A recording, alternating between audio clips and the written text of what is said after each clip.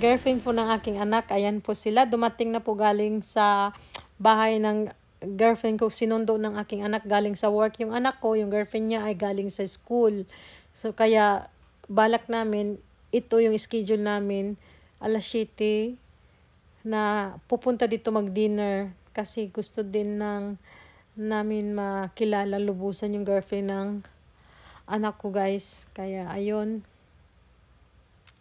bago babalik yung pagdadamo natin, ipapahinga muna natin konti ang ating katawan sa pagdadamo. Ialiw-aliw muna at kakain muna tayo habang may chance tayong sa ating anak na schedule. May schedule siya, guys, bakante at pwede mong mahila. Kaya ito ngayon, paborito naming place na naman. Siguro mga ilang beses na kami bumalik dito. Mga 5 beses na siguro. Maganda ang place na to kasi ito ang Onodyo. Nasa bundok siya. Hindi siya matao. Kaya nung kaninang umaga, nagpunta tayo, nagbayad tayo ng Onodyo naman yun. Pero nasa medyo city na siya konti. Marami na siyang mga building. Dito may bundok pa. So papunta po to ng Onodyo na yung yung sikat na shrine ng dinadalo ng mga turismo. At ito naman, sikat din siya na kainan dito sa Onodyo. Ewan ko lang sa iba kung alam nila, Zanzo ba yung pangalan na yun? Ayun. Uling ang gamit nilang pag yakitori. So, native chicken ang gamit nila. Tapos lahat nakakain dito. Pwede kang umorder ng sashimi na liver ng chicken at gizzard na sashimi na yung kinakain din dito, guys. Masarap siya. Tapos yung heart ng manok, meron din sashimi. Masarap siya talaga dito, guys. Kaya pabalik-balik kami, bahala na mahal. Medyo mahal nga lang. Pero sulit talaga yung bayad nyo dito. Napakasarap. Meron din namang iba't ibang recipe sila o menu. Ayan. So, pasensya na kayo. Nagbo-voice over lang tayo. Kasi, alam nyo na, kasama ko yung aking anak ay talagang ang lakas ng volume ng kanyang music, guys. Ma-copyright po tayo at nag-uusap sila ng yung hindi pwede parinig sa tao, guys.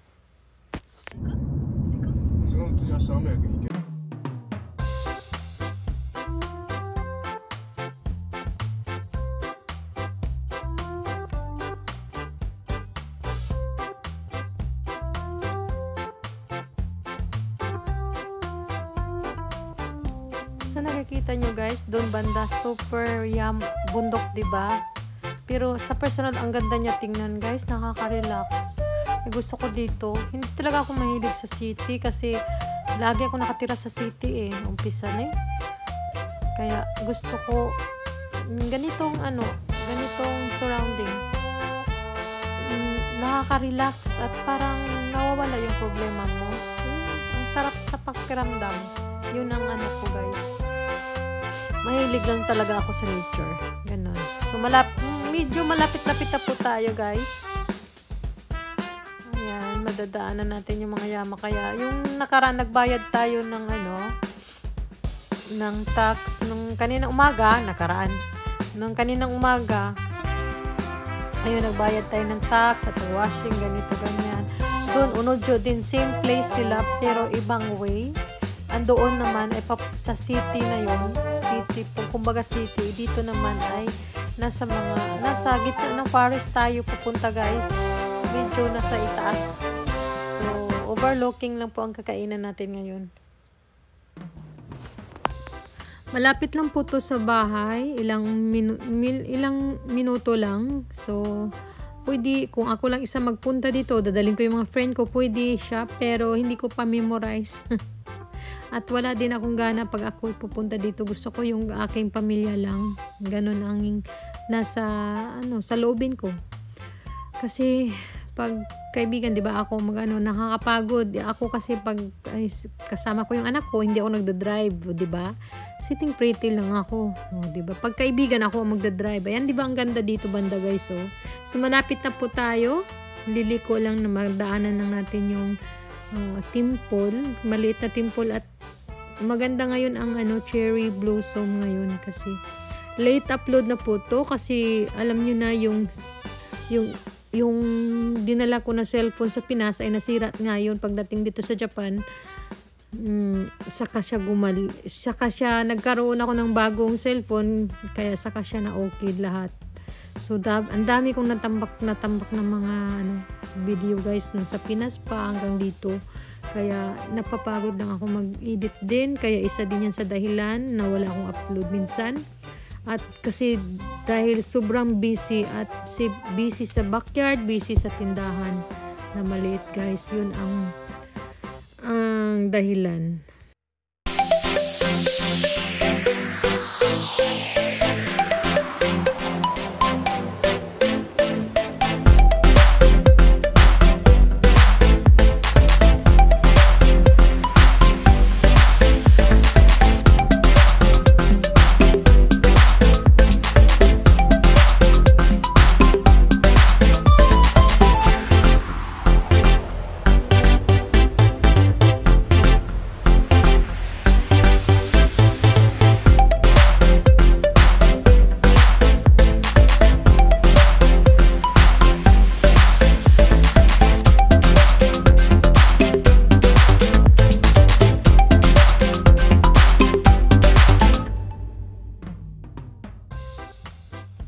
Ayan, unti-unti na tayong palapit sa ating destination guys.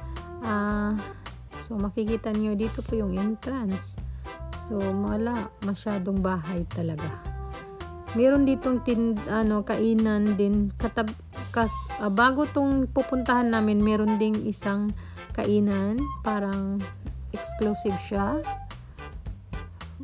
Maliit lang pero unique siya, maganda din, pero hindi pa kami nakapasok. So dito lang ang gusto namin sa Yakitori Yasang.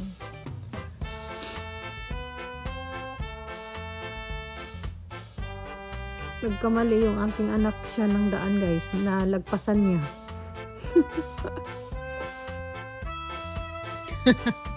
Nalagpasan niya kasi madaldal masyado. Ang bago paalala lang po sa gusto pumunta dito na taga Fukuoka, kailangan po siya mag-schedule kasi pag hindi kayo naka-schedule ay may minsan maraming tao guys, wala na kayong table, ganun ang mangyari dito. Ayan po yung kamban nila, ayan yung signboard nila sa tindahan ay sa kainan nila, tapos papaakyat lang po guys, diba?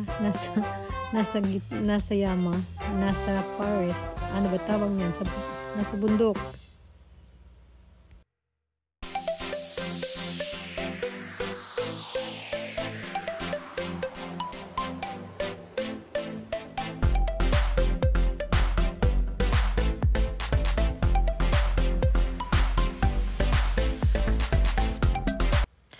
Andito na po tayo guys. Yan po yung may mga ilaw-ilaw. Ayan, dito na po tayo. So, meron na palang customer dumating.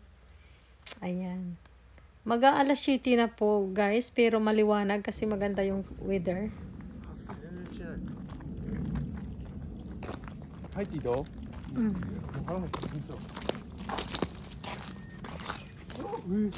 Sugoyいいね。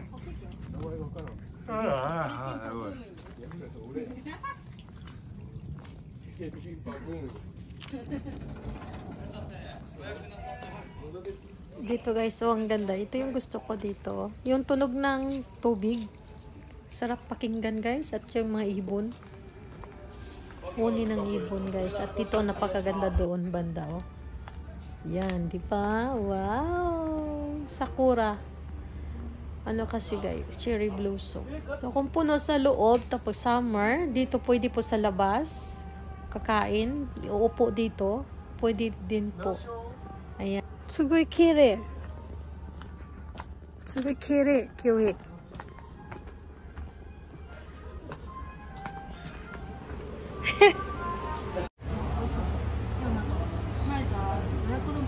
Koko hayai jikan yokatta ne, yoko mirareru ken. で、親子丼食べたいって言ってるからあると思う。これでいい？焼き鳥を向かって。に1人前っていうか1皿が 180g になってるんですよ。でロマ肉召し上がれる場合ですね、自分は地鶏は1皿2人前ぐらいで考えてもらったら多すぎないかなとは思います。いろいろ頼んだ方がいいよ。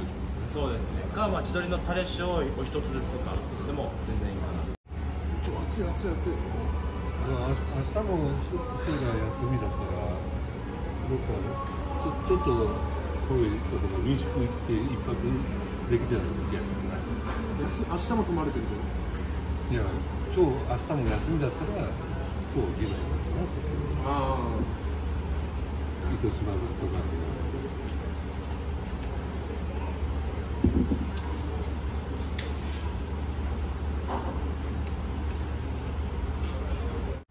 で。で最後もう一度表面全体が焼き色ついた召し上がりの形になります、はい、一応メニューの一番下に焼き方載ってるのでよかったらそちらご覧になりながらお焼きください。はい、それ前3回ぐらいやった。あ、そうです。3回4回やったらさ、もう辛くてね焼きすぎたらそれ地鶏なんで硬くなっちゃうんで気をつけてもらったら。はい、乾杯。あじゃない塩それは一応タレ焼いちゃうと網が焦げやすくなって網がはい、まだし。はい、乾杯.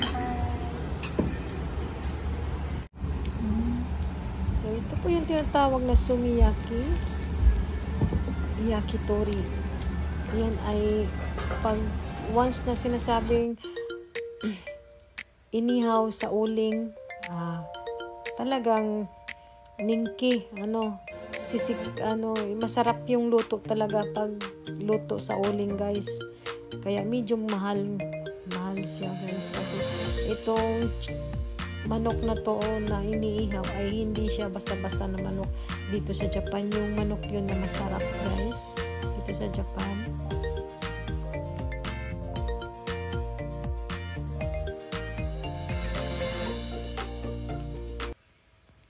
Tingnan nyo dito, guys, paggabi.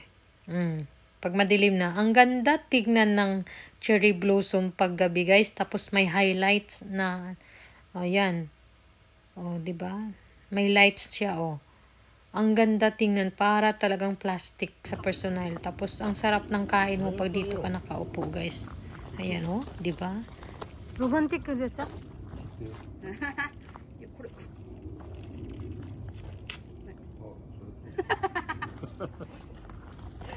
初めてのこれ初めて